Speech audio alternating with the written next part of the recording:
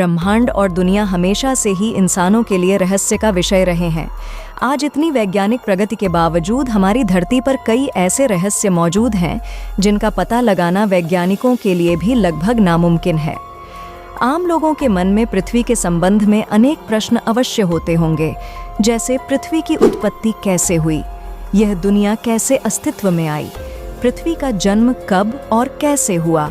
आपको इन सवालों के जवाब जरूर देंगे, मगर उससे पहले आप अगर मेरे चैनल पर नए आए तो मेरे वीडियो को लाइक करें और चैनल को सब्सक्राइब जरूर करें।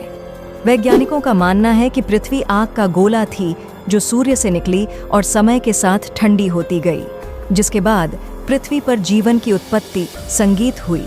पृथ्वी की उत्पत्ति के बारे में वैज्ञानिक मान्यता है कि लगभग 5 अरब वर्ष पूर्व अंतरिक्ष में कई गैसों के एक साथ मिलने से भयंकर विस्फोट हुआ था।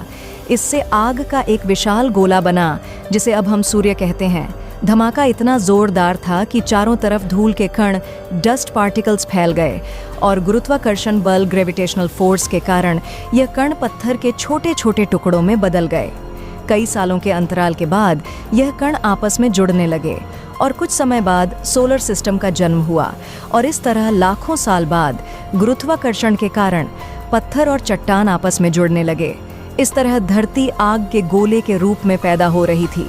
वैज्ञानिक अवधारणा के अनुसार 4 अरब वर्ष पूर्व पृथ्वी का तापमान 1200 डिग्री सेल्सियस था।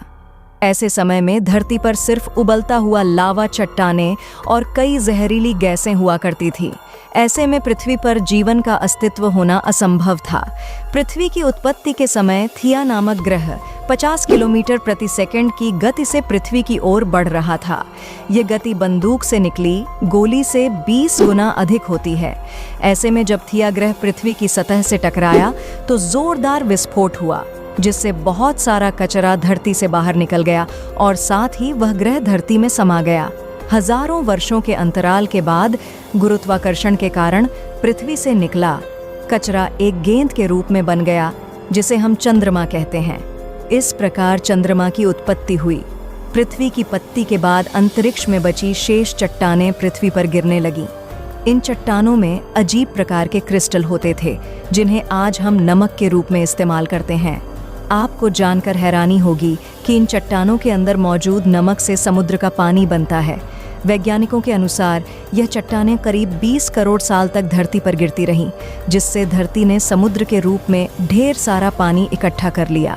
इतने पानी के लगातार जमा होने से धरती की सतह ठंडी होने लगी और चट्टानें सख्त हो गईं, लेकिन लावा अभी भी उसी रूप में पृथ्वी के आतंरिक भाग में मौजूद था और सतह का तापमान 780 डिग्री सेल्सियस तक पहुंच गया था। पृथ्वी पर वर्तमान जल लाखों वर्ष पूर्व का है। उस समय चंद्रमा पृथ्वी के बहुत निकट था, जिसके कारण उसके गुरुत्वाकर्षण बल के कारण प्राय पृथ्वी पर तूफान आते रहते थे।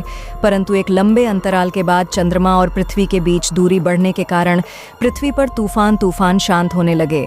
धरती पर जीवन की इस यात्रा के दौरान 3.8 अरब साल पहले पानी की उत्पत्ति हुई थी।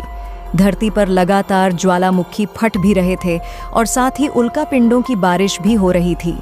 उल्कापिंडों के माध्यम से पानी और नमक के साथ साथ अन्य पदार्थ भी पृथ्वी पर आ रहे थे, जिसमें कार्बन और अमीनो एसिड आदि पदार्थ थे जो हर जीव जंतु और पौधे में मौजूद होते हैं।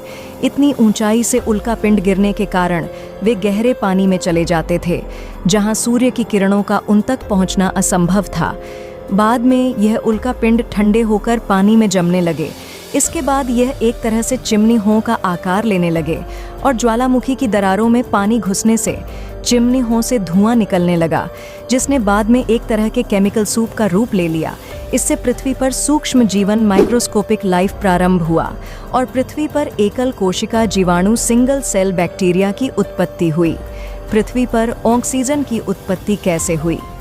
पृथ्वी की उत्पत्ति के समय जब समुद्र की निचली सतह पर पौधे और पत्तियां उग रही थीं और उन पर जीवित जीवाणु उत्पन्न हो रहे थे, वैज्ञानिक भाषा में इन्हें स्ट्रोमेटोलाइट्स, यह अपना भोजन सूर्य की किरणों से बनाते हैं और इस प्रक्रिया को वैज्ञानिक रूप से प्रकाश संश्लेषण फोटोसिंथेसिस कहते हैं। प्रकाश संश्लेषण फोटोसिंथेसिस की प्रक्रिया में सूर्य का प्रकाश कार्बन डाइऑक्साइड और पानी को ग्लूकोज में परिवर्तित करता है।